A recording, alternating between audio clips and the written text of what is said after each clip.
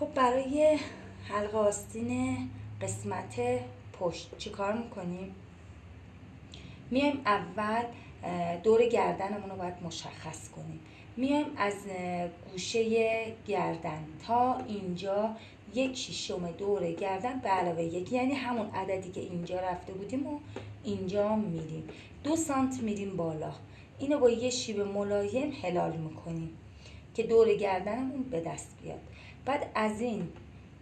بعد میایم از این خطی که داشتیم 2 سانت میایم پایین تر.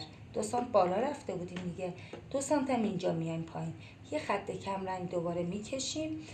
از گوشه گردن متر رو جوری میذاریم که تکون میدیم که این قسمت بیفته سرشونه، عدد سرشونه هم بیفته روی این خط. یه خط صاف مماسه با این خط مثل الگوی جلو، کارهایی که برای جلو کردیم برای پشت انجام میدیم صاف، میایم تا خط سینه. بعد میایم این خط از اینجا تا اینجا رو اندازه میزنیم، تقسیم بر 3 میکنیم، 1/3 از قسمت پایین میایم بالا، علامت میزنیم، با یه شیب ملایم وصل میکنیم به این قسمت که اینم میشه حلقه پشت. این است این. حالا برای قسمت یوک پیرهن مردونه میایم چیکار میکنیم؟ میایم از این قسمت از گوشه گردن که داشتیم، از قسمت مرکزی پشت 8 تا 10 سانت میایم پایین. این 8 تا 10 سانت برای افرادی که چاق و قد بلند باشن 10 سانت، برای افرادی که قد بلند باشن 10 سانت، برای افرادی که قدشون متوسط باشه 9 سانت و برای افرادی که قدشون کوتاه‌تر باشه 8 سانت.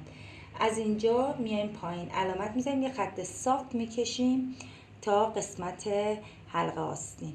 بعد میایم از اینجا 1 سانت میایم پایین، اینو مرکز این خط رو پیدا میکنیم، با شیب ملایم وصل میکنیم به مرکز این خط. در واقع این قسمت وسط دور ریز میشه برای ما. بعد نیم سانت میایم بیرون، پس این شد 1 سانت، اشتباه نکنیم، این شد نیم سانت میایم بیرون، با یه شیب ملایم وصل میکنیم به این 1/3 که علامت زده بودیم. برای قسمت پشت هم همینطور. برای یوکش میایم 4 سانت از سرشونه میایم پایین، از این قسمت 4 سانت میایم پایین، از قسمت گردن هم خطکش صاف میذاریم 4 سانت میایم پایین، این 4 رو به هم وصل میکنیم تا گردن تا این قسمت قطعش کنه. دوباره میایم از اینجا نیم سانت میایم بیرون، طراحیش رو تا این 1/3 انجام میدیم. اینم بر قسمت یوک که از اینجا الگومون جدا میشه. موقعی که میخوایم یوکا رو به هم بچسبونیم از قسمت سرشونه به هم میچسبیم، یعنی دقیقاً این بر میگرده به این بر. این قسمت هلال باید بیفته به این قسمت و این قسمت میفته به این بر، یعنی سرشونه ها رو به هم جوری باید بچسبونیم که هلال گردن ها پیش هم باشه و قسمت حلقه ها پیش هم باشه. جوری نچسبونیم که گودی گردن، یعنی باید بنویسین روی کاغذ که اینجا گودی گردنه، هلال گردنه و اینجا حلقه است، که بدونین حلقه در امتداد حلقه باید باشه، سرشونه مماس با سرشونه و این گودی گردن مماس با گودی گردن قسمت پشت باید باشه. اینم برای این. حالا قسمت پایین رو یه توضیح بدم. بعضی مواقع ما میخوایم از قسمت پایین هلال باشه، میایم از این خط 4 سانت 5 سانت 6 سانت بستگی به خودتون داره بالا میرین، علامت میزنین.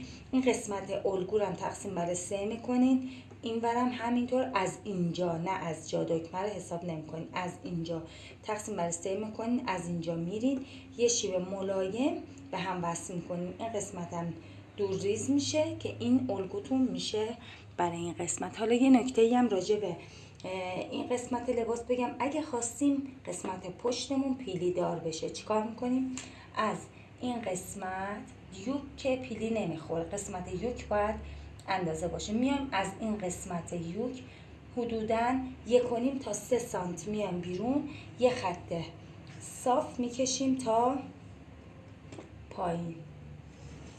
اگه خواستیم قسمت پشتمون پیلی دار بشه، میایم از این قسمت میایم پایین، در واقع الگومون اینجا میشه و اینو روی پارچه علامت میزنیم که بدونیم از اینجا قراره پیلیمون بخوره. امیدوارم که متوجه شده باشین.